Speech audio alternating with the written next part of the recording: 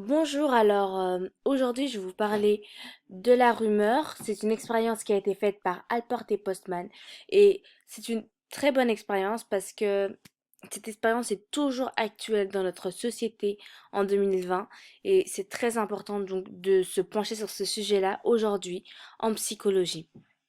Commençons par notre premier chercheur qui est Gordon Alport. Ils sont deux, hein. Donc, Gordon Allport, c'est un psychologue américain né le 11 novembre 1897 et mort en octobre 1976. Il est l'un des premiers à s'être concentré sur la psychologie des personnalités. Il a eu une grande influence sur la psychologie et cela se retrouve dans les sujets qu'il a traités. Il a parlé de la rumeur, des religions, des traits et des préjugés. Étant professeur d'université, il a travaillé avec ses étudiants pour la réalisation de sujets, notamment avec Léo Postman. Léo Postman, avec qui il a traité le sujet de la rumeur dont nous allons parler aujourd'hui. Gordon Allport était, donc pour parler un peu de sa vie, Gordon Allport était le dernier d'une fratrie de quatre. Il a déménagé plusieurs fois, mais quand Gordon avait 6 ans, les Allport ont décidé de s'installer pour de bon dans l'Ohio. Celui-ci reçut sa première éducation dans une école publique, comme la plupart des enfants de son âge.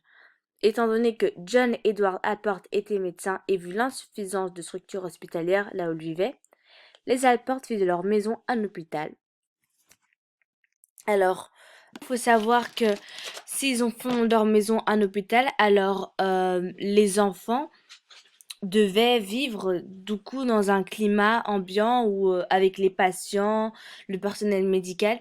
Et donc, Alport dit que ça, c'était que ça faisait partie de son éducation et que ça a été très important ensuite pour la suite. Et en plus de ça, euh, il a aussi été baigné dans la religion de sa maman, donc la religion protestante. Et ça aussi, ça fait partie de son éducation. Donc, c'est ainsi que Gordon Allport grandit. Il a été souvent décrit comme un enfant studieux et timide dans son adolescence. Il dirige sa propre entreprise de rédaction et devient aussi le rédacteur en chef pour le journal de son lycée. Donc, le parcours de celui-ci était à l'effigie de ce qu'on disait de lui, studieux. Ayant reçu son diplôme en tant que deuxième de classe, il étudie à l'université d'Harvard, où son frère Floyd faisait son doctorat en psychologie. Malgré sa transition difficile, il porte un très grand intérêt sur la psychologie sociale et la psychologie des personnalités. Il a d'ailleurs coécrit avec son frère aîné, devenu un psychologue reconnu, sa première publication en 1921, Traits de personnalité, leur classification et leurs mesures. Après ses études, il retourne à Harvard en tant que professeur en psychologie. Il était probablement l'un des premiers dans sa région à enseigner la psychologie et les personnalités. Entre-temps, il s'est marié et il a aussi eu un enfant qui est maintenant pédiatre. Alors du coup, avec ce parcours-là, il est devenu président de 3 sociétés d'études en psychologie. Il a publié 5 livres sur la psychologie et il a été vraiment énormément récompensé sur ses contributions à la science, à la psychologie.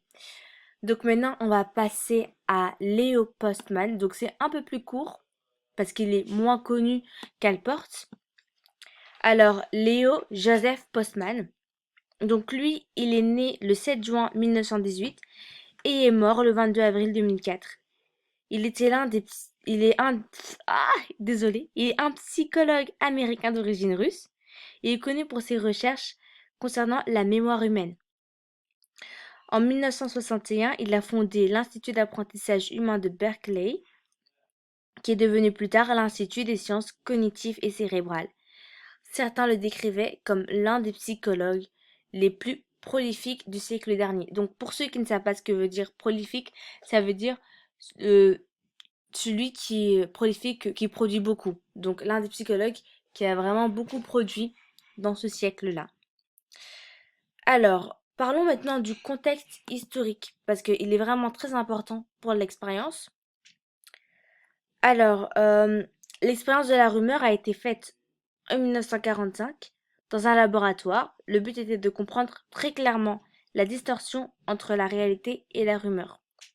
Donc la distorsion, donc savoir, savoir la manipulation de la réalité pour la transformer en rumeur en soi. Et donc leur ouvrage sera publié en 1947. Et pourquoi est-ce que leur ouvrage a été fait en 1947 et l'expérience en 1945? C'est tout simplement parce que dans les périodes 1940 et 1945 que naissent les premières recherches sur la rumeur parce que la propagande était véritablement prise comme une arme pour les nations et les États. Donc il y avait énormément de désinformation à cette époque-là, dans ce contexte quand même euh, de conflit. Et il y avait énormément d'informations sur l'ennemi. Et donc Alport et Postman avaient déjà observé à cette époque l'intensité des rumeurs véhiculées aux États-Unis, surtout avec la défaite de Pearl Harbor en 1941. Et donc, on peut même dire que plus tard, le président Roosevelt fut obligé de lire et de démentir ces nombreuses rumeurs déformées le 23 février en 1942. Donc, c'est-à-dire que les rumeurs étaient tellement intenses que même le président Roosevelt devait démentir énormément de rumeurs à cette époque-là. Alors maintenant qu'on sait que euh, la recherche a été faite dans un contexte où la propagande était vraiment ambiante, on peut passer maintenant au protocole expérimental. Il est relativement simple. C'est le jeu du téléphone ou téléphone arabe. Dans le dispositif en laboratoire, on présentait des images représentant la vie quotidienne à des sujets, tout en maintenant une certaine ambiguïté sur le sens des scènes, créant un doute pouvant produire l'émergence d'une déformation. Alors, si l'information est trop compliquée à mémoriser et ou trop ambiguë, celle-ci a toutes les chances d'être déformée. Et donc justement, c'est ça qu'ils veulent observer, la déformation de l'information. Donc d'abord, on fait entrer dans une pièce un participant auquel on montre une image en lui lisant un texte qui décrit en détail la scène représentée. On donne beaucoup de précision afin d'être certain que le sujet n'est pas en mesure d'en retenir l'intégralité. Puis on range l'image et on fait entrer un deuxième participant dans la pièce. On demande alors au premier de raconter au deuxième la scène qu'on lui a montrée et dont on lui a lu la description. Le récit terminé, on fait rentrer un troisième participant auprès duquel le deuxième devra s'approprier la même tâche, et ainsi de suite jusqu'au septième participant. Les chercheurs enregistrent chaque récit et analysent mot à mot ce qui est retenu, oublié ou déformé. Donc du coup, avec les chercheurs ont tout analysé et ils ont repéré plusieurs choses qui revenaient. Donc les phénomènes observés, donc il y avait d'importantes modifications concernant la forme et le contenu du message. Et après un certain temps, se crée une forme de raccourci du message initial semblable à un slogan. Et aussi, ce pseudo-slogan circulait en prenant la place du message initial et pratiquement sans déformation par la suite. Donc après avoir analysé ces différents phénomènes et ce schéma plusieurs fois, les chercheurs ont fait un processus en étapes successives concernant la rumeur. Alors premièrement, il y a d'importantes réductions. On supprime dans le message certains détails ou même des fois des informations relativement importantes. 30% des informations sont retenues au bout du troisième récit et 20% au bout du dernier récit. Il y a des accentuations. Elles peuvent être, euh, ça peut être une exagération numérique, ça peut être une exagération de dimension de l'objet et ça peut être une exagération de mouvement. Donc par exemple, l'information qui n'a pas été réduite, on peut dire au lieu de dire qu'il y avait seulement une personne, on peut dire que c'était une bande. Au lieu de dire que euh, je suis tombée sur un petit lapin, je peux dire que le lapin était immense. Au lieu de dire que, au lieu de dire que j'ai trébuché, je peux dire que je me suis écroulé pour l'exagération de mouvement. Ensuite de ça, on a les processus d'assimilation. Elles sont beaucoup plus importantes que les processus d'avant, parce que les processus d'avant, ça pouvait simplement provenir d'une faille de la mémoire. Les processus d'assimilation dépendent, elles, des croyances et des préjugés du groupe social désigné. Donc, dans le processus d'assimilation, il y a l'assimilation au terme principal. Donc, on ajoute certains détails pour que le récit soit cohérent. Il y a la recherche d'une bonne suite pour compléter les éléments qui ont l'air incomplets. Il y a la condensation. Donc, on réunit certains détails pour simplifier la description. Il y a l'anticipation. Les choses sont maintenant ramenées aux normes habituelles pour les individus transmettant la rumeur. Et enfin, il y a les stéréotypes verbaux. Donc, tout ça, c'est les processus d'assimilation. Et dernier point, ce sont les réélaborations qui dépendent de l'individu qui transmet le message. Elle peut transmettre l'intérêt que l'individu porte sur le sujet ou sa haine. Donc, les processus de réélaboration, on peut vraiment observer ça par exemple dans les théories du complot ou dans la propagande. Donc, par exemple, la rumeur, le message véhiculé peut avoir une tournure positive ou une tournure négative en fonction de comment est-ce que l'individu perçoit la chose. Donc, je vais vous montrer un exemple typique de l'expérience d'Alport et Portman. Il a été très connu et cet exemple-là a été fait sur des Américains blancs. C'est très bien, il faut vraiment le préciser que c'était tous des Américains blancs. Donc, vous voyez l'image et je vais vous lire le 7e récit typique tiré de l'expérience. Ceci est un wagon de métro de New York qui se dirige vers Portland Street.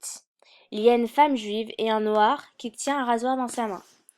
La femme a un bébé ou un chien sur les genoux. Le train va jusqu'à Dare Street et rien de particulier ne se produit. Alors, on regarde l'image, on regarde le récit. Il est peu probable que les sujets aient fait changer le rasoir de main intentionnellement.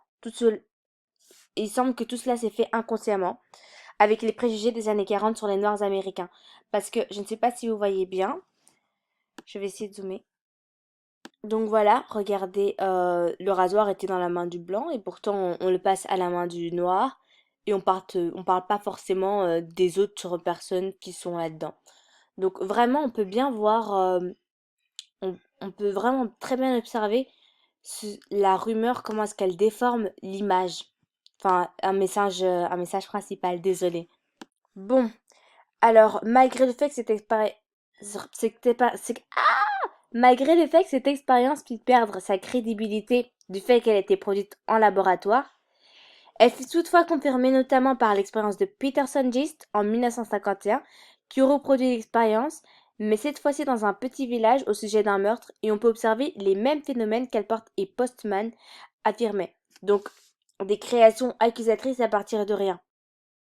On accusait quelqu'un sans raison particulière. Et il y a aussi une autre étude publiée par Kaplow en 1947 et en 1955 par Scouter et Burdick qui confirme les informations et les observations antérieures d'Alport et Postman, donc où la rumeur a sa forme finale de slogan et qui circule sans modification. Donc une fois la rumeur en slogan, il n'y a plus de modification de l'information.